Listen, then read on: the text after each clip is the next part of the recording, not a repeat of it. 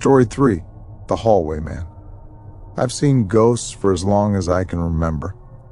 My earliest memory isn't of my mother's face or the smell of pancakes in the morning. It's of a man in a brown suit standing at the foot of my bed, soaked to the bone, staring like he was underwater. I'd scream night after night, swearing that the hallway man was back again. My parents called it night terrors. My therapist called it imagination. Eventually, I learned not to react. Ghosts, whatever they are, seem to feed off attention. The more you acknowledge them, the more they cling. So I trained myself to look past them, until I couldn't. Last month, I took a freelance copywriting gig at a boutique advertising firm. Temporary work, night shift. Mostly just proofreading, writing pitches, and making sure everything was clean for the morning presentations. The firm was located inside the Lockhart building downtown, a monolith of Art Deco and bad decisions, built sometime in the 1920s. The elevators creaked, the lobby smelled like mildew and dust-covered ambitions. My badge only worked for one floor, 13, which was strange, since most buildings skip that number. I figured it was a mistake, maybe marketing humor, maybe not. That first night felt off, not dramatic, just quiet. I arrived early. The security desk was empty, the chairs still slowly turning like someone had just stepped away. The monitors were on, but one of the screens showed only static. I called out, "Hello?" No response. I scanned my ID and stepped into the elevator. No elevator music, no hum, just a long, tense ride until the doors opened. The 13th floor looked like it hadn't been touched in years. The lights were too dim.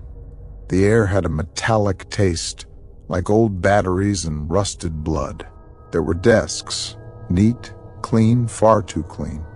Notebooks stacked but never used. Coffee cups that smelled fresh but felt cold. Everything gave the sense that someone had just stepped away, but no one ever came back. I found my assigned cubicle, number 13-07. As I sat down, something in the vent above me caught my eye. A brief glint, movement. I looked up and froze. Two eyes, watching me. Wide, glassy, almost human, but wrong. The vent slats cast shadows across its face, and for a second, I couldn't tell if I was looking at something alive or something pretending to be. It blinked once, then vanished. I pushed my chair back, heart racing. No one else around. Trying to shake it off, I told myself it was stress, lack of sleep. I dove into my work, trying not to look at the vent. Hours passed. I barely noticed the silence until I realized I hadn't heard a single door open, not a single voice, not even a footstep.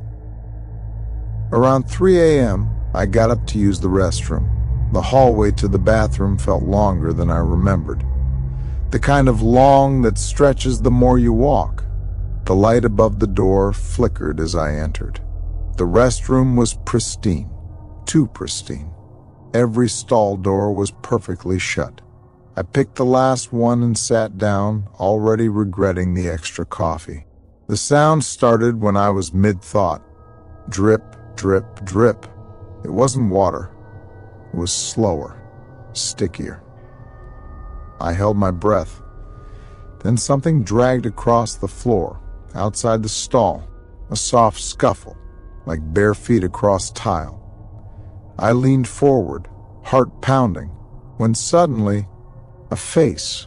It peered under the door, just for a split second. Pale, wet, tilted sideways with a smile far too wide, and then, gone. I burst out of the stall. Nothing. Empty. But on the mirror, written in something smeared and dark, were 5 words. "You still see me, don't you?" I didn't use the restroom for the rest of my shift. By 5 a.m., I was unraveling. Every time I looked away from my cubicle, I felt eyes on me.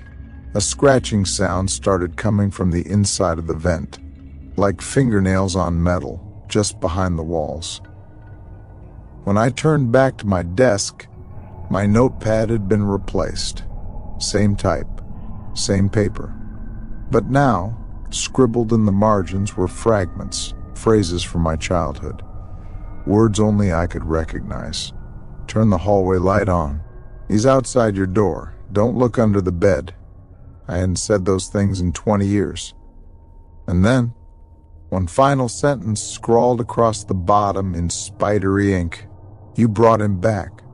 Something was behind me. I turned. All the lights in the corridor flickered and dimmed, one by one, in a wave of dark. The air felt heavy, oppressive. And then he stepped into the corridor. Tall, soaked in black. The man in the brown suit. I didn't recognize him at first, not fully.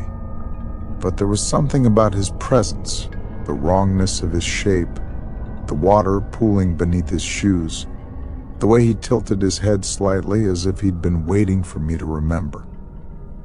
And I did. The hallway man. From my childhood. He twitched once like a puppet, then took a step forward. I ran. I didn't wait for the elevator. I bolted down the stairs, nearly falling more than once. Every floor I passed looked darker, more melted, like time was folding in on itself. When I finally burst into the lobby, it was empty. No security desk, no spinning chair, just the faint echo of footsteps behind me. I didn't look back. I never went back to the Lockhart building. Later that afternoon, I searched the firm's name online. Nothing. No records. No website. No business registry.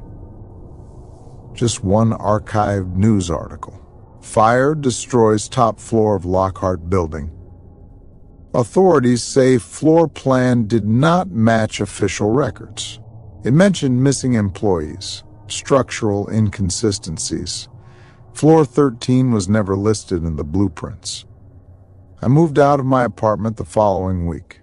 But even now, sometimes, when the shower fogs up the bathroom mirror, I see something. Just for a moment.